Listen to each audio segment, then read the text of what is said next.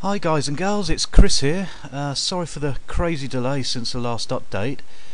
Basically been really busy with all sorts as well as the van, hence the delay. Anyway, what you're going to be seeing for a while are slightly old pictures and video, because basically I've got behind.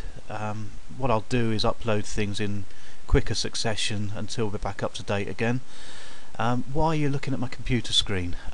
Basically there was a couple of chunks of work which I never got a video of, and I didn't realise that until a few days ago. So what I decided the best thing is to give you the pictures with a bit of a commentary as well, so you know what's going on and I can describe what I've done. And I'll fit the relevant video in between those. And hopefully everything should end up in the right order and make sense. So let's fire away with this, if it will open.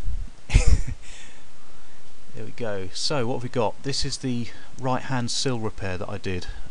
This whole area here was quite rotten, so I cut it back to sound metal each side. Don't worry about the B post yet, I'll deal with that in a minute, because you can see it's all crumbly there. I got rid of the old sort of triangular piece and discovered that the sill was rotten underneath. I thought it was just that, you know, the gusset piece that was rotten, but underneath was more nightmares. So yeah, there's the new patch that I folded up, held in place.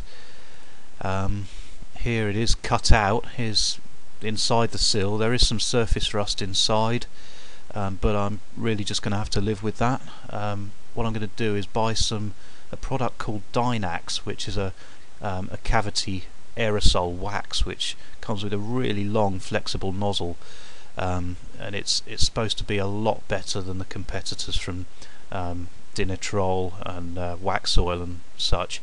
So that's going to get sprayed in and hopefully slow down or even stop the rust from getting any worse. So you can also see I've cut out the rusty area from the B post there. Here's the template made up for the B post and the new triangular piece that I've made up. I think in the last video you might have seen that welded up, but it's now ground and filed to the profile it's going to end up at. Here you go, there's the three pieces all together which I had to make. This was really quite complicated because it had to be curved there, across there, and there's a little fold in it there so that it sort of follows the curve of the sill. Moving on, there's that bit welded in. Still got to do the B post. The sill is patched up and totally smooth. I was really pleased with how that went. And there's another shot.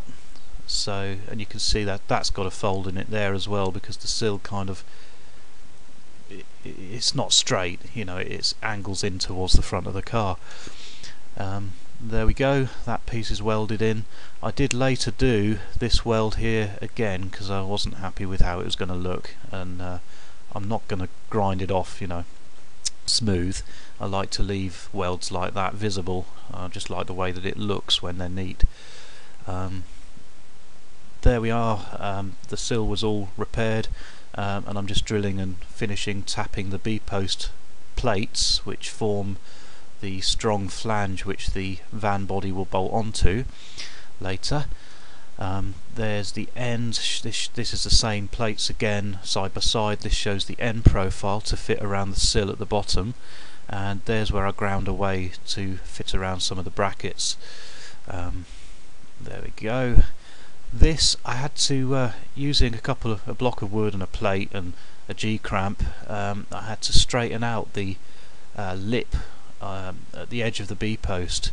There used to be like a rounded piece that curved round which retained the rear door hinges. Well, I've actually cut them off. I think a lot of people leave it on, but I decided I didn't want to do that because it was quite rusty in there, so I'd much rather cut away the rusty piece and just weld sound metal onto the new plates that are going on. So anyway, what I had to do was bend this lip back so that when the plates are running parallel across the car, or perpendicular to the car, that lip had to touch the plates, so I had to bend it back all the way up and down.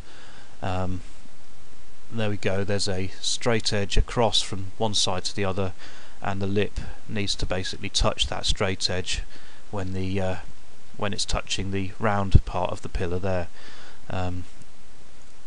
There's a view from above showing how I've had to bring it back. It was originally running straight across, but I've had to bend it back.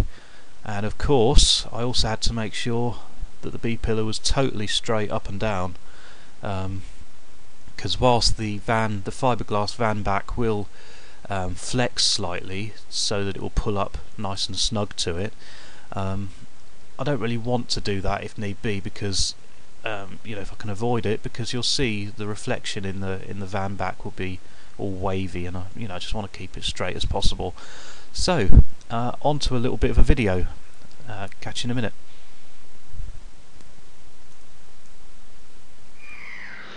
Hi YouTube, time for another van update.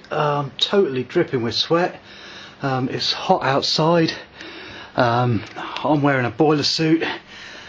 I've had the generator running and I've been welding. All makes for a really hot garage. So anyway, I've just finished welding on this left hand side B-pillar plate. I did the right hand side one the other day, got that finished.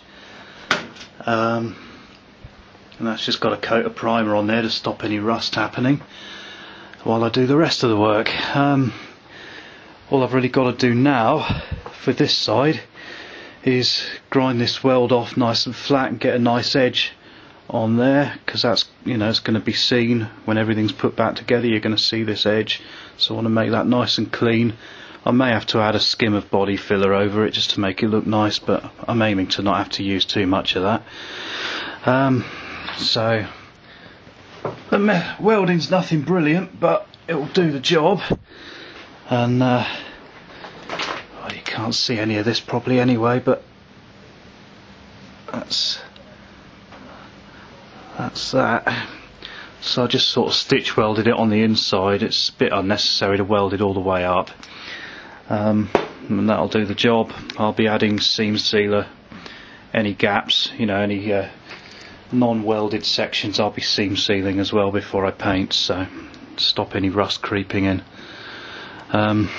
Once this is done, I've got to sort out these areas here. Now it's got some perforation. I need to cut this piece out, weld in a new piece, and then I can look to putting the curved plate that goes from this side over to there.